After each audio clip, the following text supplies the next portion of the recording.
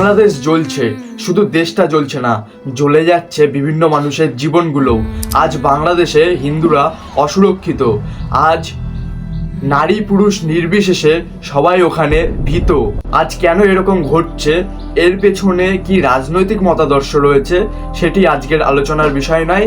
এই বিষয়ে আলোচনা করার জন্য বিভিন্ন অভিজ্ঞ বিশেষজ্ঞগণ রয়েছে, ওনারাই আলোচনা করবেন।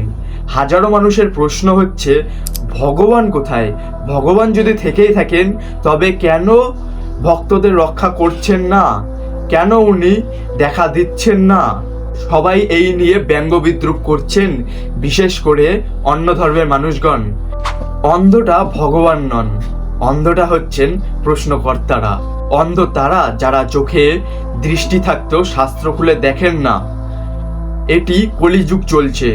পৃথিবীতে যে কটা যুগ রয়েছে, অর্থাৎ 4টি যুগে মানুষের পারিবারিক, অর্থনৈতিক, সামাজিক চিন্তাভাবনা, পরিস্থিতি ভিন্ন ভিন্ন প্রকারের হয়ে থাকে। কখনো কখনো সাত্ত্বিক গুণসম্পন্ন মানব বা দেবতাদের ওপর তামসিক গুণসম্পন্ন মানব বা রাক্ষসেরা অত্যাচার করতে শুরু করে দেন। পৃথিবীতে ভালোই শুধু ঘটতে থাকে না, খারাপও ঘটে। আর খারাপ না ঘটলে ভালো ঘটতে পারে না। খারাপ ঘটা আবশ্যক ভালো ঘটার জন্য।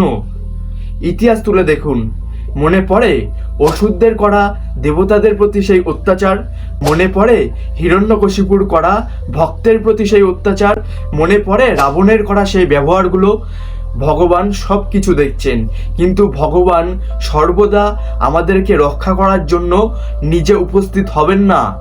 তিনি আমাদের পরীক্ষাও নেন। উনি বিচার করে দেখেন ওনার ভক্তরা ঠিক কতটা মজবুত, ঠিক কতটা বুদ্ধিমান। উনি ভক্তদের উপরে সব কিছু ছেড়ে দিয়েছেন। যখন পরিস্থিতি আমাদের নিয়ন্ত্রণের বাইরে চলে যাবে, তখন উনি এসে উপস্থিত হবেন। এবার বুঝেই নিন পরিস্থিতি ঠিক কতটা খারাপ হলে ভগবান আসবেন। দুষ্টের প্রভাব এই যুগে কতটা বৃদ্ধি পেলে তবেই ভগবান আসবেন। বাংলাদেশি হিন্দুদের সাথে যা ঘটছে তা মোটেও ঠিক ঘটছে না। অবশ্যই এটা লজ্জাজনক, তবে এই মুহূর্তে ভগবান আসবেন তার কোনো নিশ্চয়তা নেই।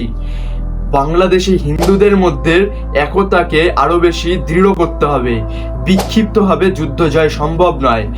মনে রাখবেন, যুদ্ধ বলতে আমি বলছি না ধ্বংস করার প্রতি মেতে উঠতে। ধ্বংস করার অধিকার ভগবান আপনাকে দেননি, ঠিক যেমনভাবে সৃষ্টি করার ক্ষমতাও আপনাকে ভগবান দেননি। এটির ক্ষমতা একমাত্র মহাদেবেরই রয়েছে। তবে মনে রাখতে হবে, ভগবান পরমাত্মা হলে আমরাও আত্মা, আমরা ওনারই অংশ। সুতরাং আমরা কোনো দিক থেকেই কম নই, আমরা কম শক্তিশালী বা কম বুদ্ধিমান নই। ভগবান যদি সব সমস্যার সমাধান করে দেবেন বলেই ঠিক করে থাকেন, তবে কেন উনি আমাদেরকে এই মানব দেহ, এই হাত পা, চিন্তা ভাবনা, বুদ্ধিশক্তি কেন দিয়েছেন? কুরুক্ষেত্রের যুদ্ধে ভগবান তো স্বয়ং উপস্থিত ছিলেন, তবুও কেন তিনি অর্জুনকে দিয়ে যুদ্ধ করালেন? তিনি তো চাইলে নিজে থেকেই সকলকে শাস্তি প্রদান করতেই পারতেন। ভগবান আমাদের পরীক্ষা নেন, ঠিক যেমনভাবে একটা মাতা পিতা চান তার সন্তান বীর তৈরি হোক, তার সন্তান নিজের বীরত্ব দিয়ে এই সমাজে নিজের নাম উজ্জ্বল করুক। ঠিক তেমনভাবেই ভগবানও চান তার ভক্তগণ নিজের ধর্মকে নিজে রক্ষা করতে শিখুক। তবে ভগবান গর্ববোধ করেন সেই ভক্তকে নিয়ে। সেই ভক্তকে তিনি এই জন্ম মৃত্যুর বন্ধন থেকে সম্পূর্ণভাবে মুক্ত করে নিজের ধাম গোলক বৃন্দাবনে নিয়ে যান। ভগবান তো শুধুমাত্র আমাদের পরীক্ষা নিচ্ছেন প্রতিনিয়ত। এই পরীক্ষায় সফলতা কিংবা ব্যর্থতা উনি লক্ষ্য করেন না। উনি প্রতিনিয়ত এটাই দেখেন যে ভক্তটি কতটা পরিমাণে চেষ্টা করছেন। ওনার কাছে চেষ্টাটা গুরুত্বপূর্ণ, সফলতা কিংবা ব্যর্থতা নয়। যখন ওনার সত্যিই প্রয়োজন পড়বে, তখন অবশ্যই উনি স্বয়ং এসে উপস্থিত হবেন আমাদের রক্ষার্থে। তখন ওনাকে আসতেই হবে। বাংলাদেশি হিন্দুদের এখন কর্তব্য হচ্ছে নিজেদের মধ্যে একতাকে আরো বেশি দৃঢ় করে তোলা। এটা অত্যন্ত কঠিন একটি বিষয়, তবে অসম্ভব নয়, সম্ভব করতেই হবে। আর নিউটনের তৃতীয় গতিসূত্র মনে রয়েছে তো? প্রত্যেক ক্রিয়ারই সমান ও বিপরীতমুখী একটি প্রতিক্রিয়া বল রয়েছে।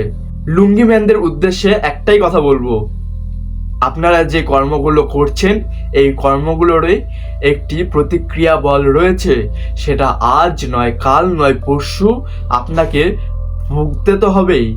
হরে কৃষ্ণ।